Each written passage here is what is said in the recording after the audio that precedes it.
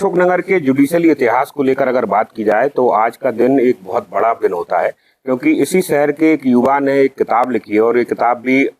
मध्य प्रदेश का जो ग्वालियर हाईकोर्ट है उस खंडपीठ में जो एक बड़े मजिस्ट्रेट हैं जो नामी है उनको लेकर है, उनके कुछ निर्णयों को लेकर है और पर्टिकुलर एक सर्विस लॉ को लेकर है। और इस कार्यक्रम में जब अहलूवालिया जो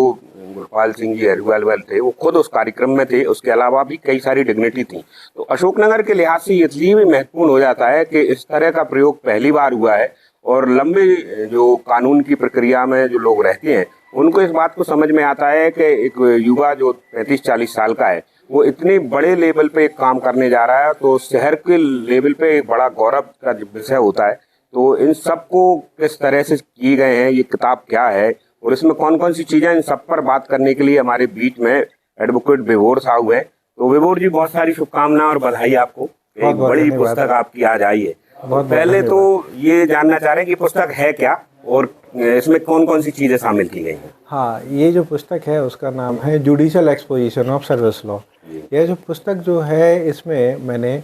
अपने मध्य प्रदेश उच्च न्यायालय के माननीय जस्टिस श्री गुरपाल सिंह आहलूवालिया जी के द्वारा सर्विस लॉ पे 2017 से 25 तक उन्होंने अपने इस टेनर में जो सर्विस लॉ के जो जजमेंट्स दिए हैं, जो लैंडमार्क जजमेंट्स हैं और जो डिसाइडिंग फैक्टर जजमेंट्स हैं,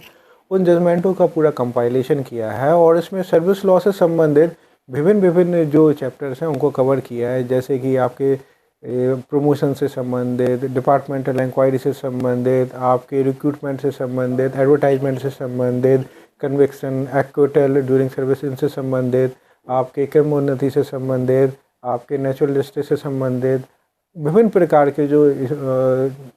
इश्यूज़ हैं, चैप्टर्स हैं, जो एक सरकारी कर्मचारी अपने सर्विस टेनर में अलग अलग फेज में या तो फेस करता है या कुछ चीज़ों को फेस करता है, जिससे कि वो उन सर्विस लॉ के जो लंबी प्रक्रिया है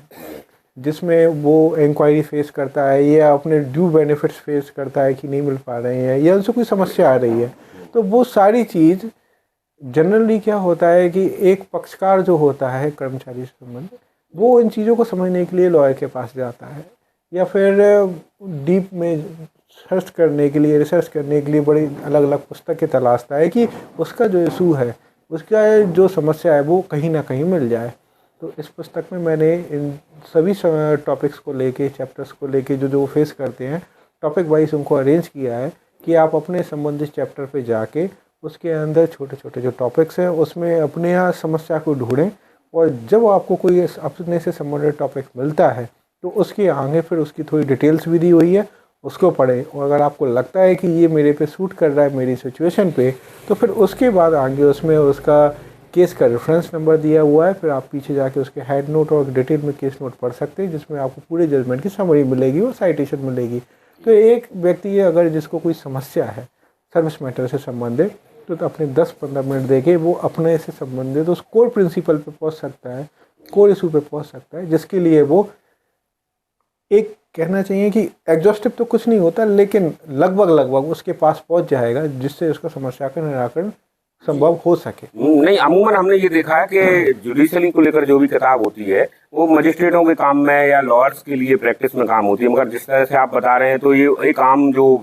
आदमी है जो नौकरी कर रहा है उसके काम में भी आने वाली ये जो मैंने भी आपको बताया प्रक्रिया, जो किस तरीके से किताब पढ़ी जाएगी, ये इस तरीके से डिज़ाइन की गई है जिस प्रकार एक लॉयर भी उसको अपने केस से संबंधित ढूंढ सके,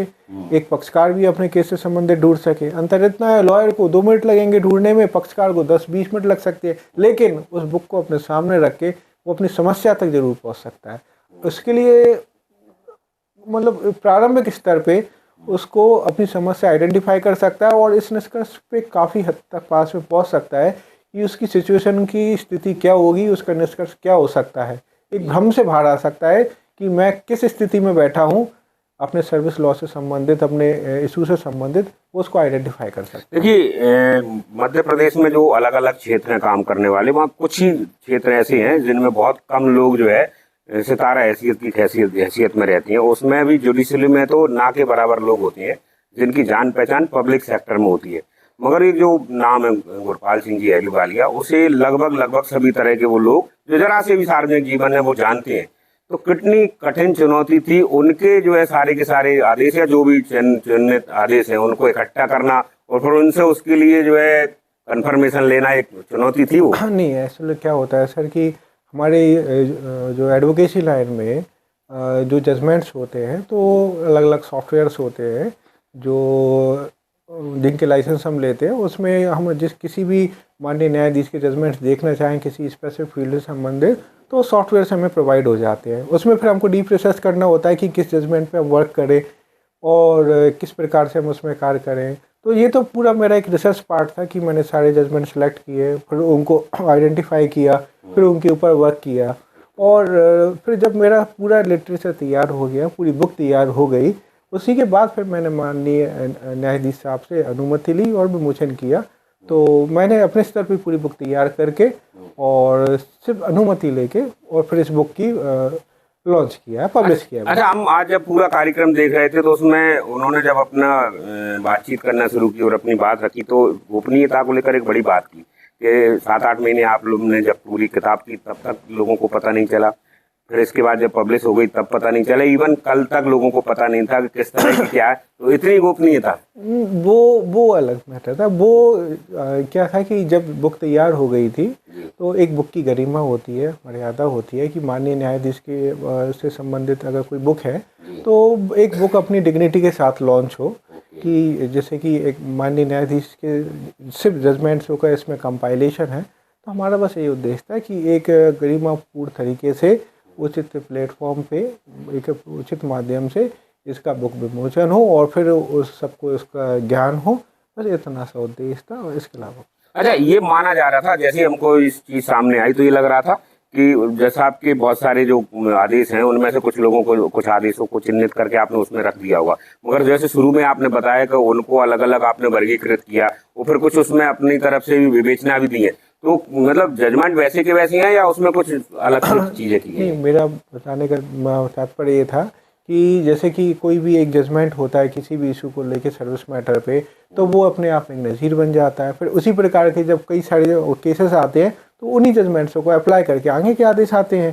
क्योंकि फैसला और लॉ तो एक ही बार हो जाता है, फिर वही चलता है। तो फिर उन्हीं जजमेंटों में से एक जैसे जजमेंटों में से बस ये पिक करना होता है कि इनमें से वो मेन आदेश कौन सा है जो सबसे पहले आया था और जो अपने आप में एग्जॉस्टिव या परिपूर्ण है, सब कुछ है, जिस पे अपन कोट करके उसको आगे बढ़ सके, जिससे रिपीटेशन ना हो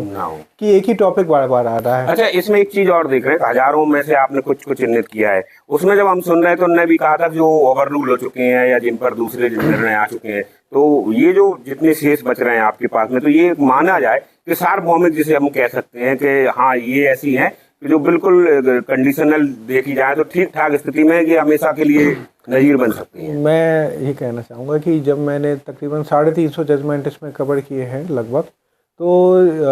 क्या होता है कि बुक लिखने की प्रक्रिया काफ़ी लंबी होती है, 7-8 महीने मुझे जैसे लगे। तो जो जजमेंट मैंने पहले महीने इंक्लूड किया कि अपन इस पर वर्क करेंगे, शॉर्ट लिस्ट कर लिया, तो कई बार होता है कि उस केस की कोई अपील लगी हुई है सुप्रीम कोर्ट में या डिवीज़न बेंच में, इस बीच में कई फैसला आ गया या वो ओवर रूल हो गया या पार्शियल चेंज हो गया, फिर मैंने 8 महीने बाद जाके जब उसको कंप्लीट किया तो कुछ जजमेंट ऐसे होते हैं जो बीच में एंटरटेन हो चुके होते हैं एडिट अपील में, या बदल गए हैं, ओवर रूल हो गए हैं, तो वो चीज़ एक बार क्रॉस चेक करना आवश्यक हो जाता है। तो उसमें जब मैंने ये अपना पूरा कंपाइलेशन के बाद ये पाया है कि 7-8 या 10-12 जजमेंट से ज़्यादा ऐसे नहीं थे जो, मैं ये तो नहीं कहूँगा कि ओवर रूल हुए थे, कुछ पार्शियल चेंजेस थे तो वो हमने करके इटैलिक्स में उनको मेंशन कर दिया था। तो कहना चाहिए कि 0.1% के आसपास ही थोड़ा बहुत संशोधन हुआ था, बाकी जो माननीय के जो जजमेंट एज इट इज़ हैं वही सब इसमें कोटेड थे, और जो थोड़ा बहुत रेशो था वो प्रूफ रीडिंग के समय सब हमने उसको करेक्ट किया और फिर फाइनल वर्जन सामने रखा। देखिए, जब भी कोई किताब लिखता है, किताब लिखने वाले जिस तरह के लोग हैं, चाहे लेखक हों, पत्रकार हों, या खासकर जो है आपकी लाइन के लोग लॉयर्स हैं, तो अमूमन ये माना जाता है कि एक उम्र जीने के बाद वो खुद के अनुभव के आधार पर चीज़ों को जो देखते हैं उसको लेकर आते हैं, वो आगे की पीढ़ी के लिए काम आए। मगर आपने जिस उम्र में ये काम किया है वो अपने आप में एक बड़ी चीज़ है, और एक बड़े मजिस्ट्रेट के साथ में ये काम करना, और एकदम इसको करने के पीछे की कहानी क्या है, कैसे सोचा और इसको लेकर ही क्यों है ये सब चीज़ें की है? सबसे पहले इसमें क्लैरिफाई करना चाहूँगा, जैसे आपने भी कहा बड़े मजिस्ट्रेट के साथ काम करना, मैंने उनके साथ काम नहीं किया, बस बुक पूरी बनने के बाद सिर्फ एक अनुमति लेके डेट लेके उसको लॉन्च किया। दूसरी बात ये मतलब बुक का आइडिया कैसे आया इस उम्र में मेरे को, तो ये है कि मेरे जुडिशरी में मतलब जो जुडिशल वर्क है हमारा, लीगल वर्क है, इसको हम लोग जीते हैं। एक होता है कि एक लॉयर है, वो काम की तरह देखता है कि केस आया, अपना रिसर्च किया, उसको लड़ा और अपने काम किया। कुछ लॉयर्स ऐसे होते हैं जो उसी को ज़िंदगी मान के जीते हैं। तो फिर जब एक समय ऐसा आता है जब उनको लगता है कि अपना भी कुछ ऐसा योगदान हो जो हम फेस कर रहे हैं कि यार इसमें दिक्कत हो रही है, इसको ऐसा होना चाहिए था। हम जब कोई चीज़ पे वर्क कर रहे हैं, रिसर्च कर रहे हैं, और हम देख पा रहे हैं कि यार हमें बहुत समय इसी बात पे लग रहा है कि हमको वो मुद्दा, वो टॉपिक, वो हमारे सामने जो पक्षकार बैठा है कोई इशू लेके, वो एकदम नहीं मिल रहा है। कब 10 बुक पढ़ेंगे, फिर ये वाला हम जर्नल्स देखेंगे। तो अभी मैं स्पेसिफिक जनरल में बता रहा हूँ। तो दिमाग में था कि कुछ ऐसा हो कि एक बुक खोली टेबल पे और थोड़ा बहुत 2 मिनट देख के उस चीज़ तक पहुँच सके। मतलब आसानी से रेफरेंस मटेरियल तक पहुंचना ही है। जब ऐसी डिफिकल्टी फेस की, और हमको तो इंटरेस्ट आता ही है इन चीज़ों में, तो 2-3 घंटे देने में कोई हमको हर्ज नहीं लगा। तो हमने भी इस पर वर्क करना चालू किया। फिर एक बार इंटरेस्ट आ जाता है तो फिर ऐसा लगता है। शुरुआती क्लिक कैसे हुआ कि विषय ये रहेगा और इसी पर करेंगे? वो तो ईश्वर ने ये प्रेरणा मानी है। अपने चैम्बर में बैठा हुआ था अपने मंदिर के पास, फिर बस एक प्रेरणा है उस समय ऐसी जागी कि कुछ करना है, तो बस अब बाकी सब चीज़ बनती चली गई। चलिए, क्योंकि हम अशोकनगर वेस्ट चीज़ों को ज़्यादा फोकस करते हैं, तो अशोकनगर के एक वकील जो इस समय ग्वालियर में काम कर रहा है, वो बहुत इनिशियल लेवल पर, हमें इसे ऐसा व्यवस्था कहते हैं जो है वकीलात की, क्योंकि 50, 60, 70 साल की वकीलात की एक बड़ी उम्र होती है, और पकते पकते जो है लोग कहते हैं वकील बनते हैं। आपने अपनी शुरुआत में इस तरह की चीज़ें हासिल करनी के आपके पिताजी जो है बार काउंसिलिंग के अशोकनगर के अध्यक्ष हैं, और उसको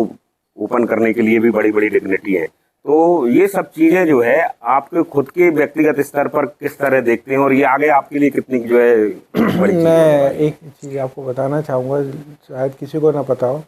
जब मेरा रजिस्ट्रेशन हुआ था 2013 में, तो जब मेरा रजिस्ट्रेशन हुआ था, जब मैं प्रैक्टिस में आ ही रहा था, तो तब मैंने डिसाइड किया था कि मैं अपने पिताजी के साथ यहाँ आके काम नहीं करूँगा, क्योंकि मुझे अपना इंडिपेंडेंट नाम बनाना है। तो मेरा रजिस्ट्रेशन, जहाँ तक मुझे याद है, मेरा रजिस्ट्रेशन हुआ था 16 जून 2013 को। 17 जून 2013 से मैंने इंडिपेंडेंट प्रैक्टिस ग्वालियर में चालू की, इंडिपेंडेंट, कोई असिस्टेंस नहीं। उसके बाद चूँकि मेरे पिताजी अशोकनगर जिला न्यायालय में काम करते हैं, मैं कभी भी अशोकनगर जिला न्यायालय काम करने, पैरवी करने नहीं आया। मैंने जो भी पहचान बनाई इंडिपेंडेंट बनाई, इंडिपेंडेंट फाइट किया मैंने, क्योंकि जो कुछ करना है इंडिपेंडेंट करना है। अगर आप अशोकनगर में भी तलाशेंगे तो आपको यही मिलेगा कि मैं कभी अशोकनगर न्यायालय में एक सिंगल कोर्ट में एक सिंगल सेकंड के लिए नहीं गया हूँ। बाकी सारी कोर्ट कवर करता हूँ, सब कुछ करता हूँ, लेकिन मैंने अपनी आइडेंटिटी पहले दिन से डिसाइड किया था, इंडिपेंडेंट बनाऊँगा। बस यही था कि अगर पीछे जैक होगा तो फिर कहीं ना कहीं कमजोरी महसूस होगी, इसलिए इंडिपेंडेंट लगे जो हो, समय लगेगा लेकिन करेंगे। तो एक किताब लिखने वाला जो भी लेखक होता है, जब वो लिख लेता है, वो लोगों के हाथ में आ जाती है, अच्छे से उसका जो है विमोचन हो जाता है, तो एक सेटिस्फेक्शन आता है, और भविष्य के लिए कुछ वो उसकी जो है उधेड़बन जो होती है उन पर भी फिर दोबारा शुरुआत करती है। तो आज कैसा महसूस कर रहे हैं जब ये हो चुका है सब चीज़ें? मैं तो नॉर्मल तरीके से ले रहा हूँ। ये एक किताब मैंने लिखी, और लिखी क्या, एक कंपाइलेशन है, साहब के निर्णय है, साहब का सब कुछ है। मैंने तो बस उनको कंपाइल किया, एडिट किया, और उसका सफलतापूर्वक विमोचन हो गया, और सभी डिग्नेटरीज ने उसको अप्रिशिएट भी किया, और बस इतना ही काफ़ी है मेरे लिए। बाकी कल से अपनी नहीं दौड़ से आगे भी इस पूरी यात्रा को लगातार जारी रहेगी, या ये एक विचार था जो हो गया बस? ये क्योंकि मैं एक वर्किंग लॉयर हूँ, वर्कलोड वैसे ही मेरे पे बहुत है, तो ये एक मन में कहना चाहिए एक संकल्प था कि करना है। बाकी अभी फ्यूचर की तो ऐसी कोई प्लानिंग है नहीं है। बाकी अब चूँकि ये जो मैंने किताब लिखी, तो इससे तो मेरा ही ज्ञानवर्धन हुआ। आप कह सकते हैं कि उस क्षेत्र में वो सारा ज्ञान मिला जो अलग अलग केस लेके फिर हम ज्ञानवर्धन करते हैं। तो ये इस किताब ने अकेले ही वो सारा ज्ञानवर्धन कर दिया जो कईयों सालों में होता। तो आज के लिए तो मैं संतुष्ट हूँ। भविष्य में जो अब भविष्य किसी ने नहीं देखा। चलिए, क्योंकि अशोकनगर की शुरुआती यात्रा चाहे स्कूली रहने और दूसरी चीज़ें वहीं यहीं से रही हैं, और एक बड़ी बात होती है कि इस चीज़ को आप चाहते तो ग्वालियर में भी किया जा सकता था। अशोकनगर ही चुनने के पीछे का उद्देश्य क्या रहा, और जो लोगों की प्रतिक्रियाएं आई उसको लेकर जरा अनुभव बताइए। अशोकनगर को चुनने का उद्देश्य ये है मेरा है कि मैं यहाँ से बिलोंग करता हूँ। मैं ग्वालियर बैठा हूँ लेकिन हूँ तो वो अशोकनगर से ही, और अशोकनगर ने ही मुझे यहाँ तक बढ़ाया है। सारा काम मुझे अशोकनगर ने दिया, और जो मेरा वर्किंग है, जो मेरा मैक्सिमम काम है वो अशोकनगर ज़िले से है। तो अगर मैं कोई किताब लिख रहा हूँ और यदि उससे किसी चीज़ का नाम, क्षेत्र का नाम होना है, तो फिर वो मेरे शहर का ही होना चाहिए। बढ़िया। क्योंकि अगर मैं ग्वालियर में भी कर सकता था, आसानी से कर सकता था, लेकिन बात यह है कि फिर वो लोगों को प्रेरणा कैसे होती और लोगों को जानकारी कैसे होती कि एक अशोकनगर भी एग्जिस्ट करता है, यहाँ से भी कुछ हो सकता है। लोगों की जो प्रतिक्रियाएं रही उसके बाद उसको लेकर क्या अनुभव रहा? प्रतिक्रिया तो अभी तक जितनी भी हैं सब पॉजिटिव हैं और खुशी हुई।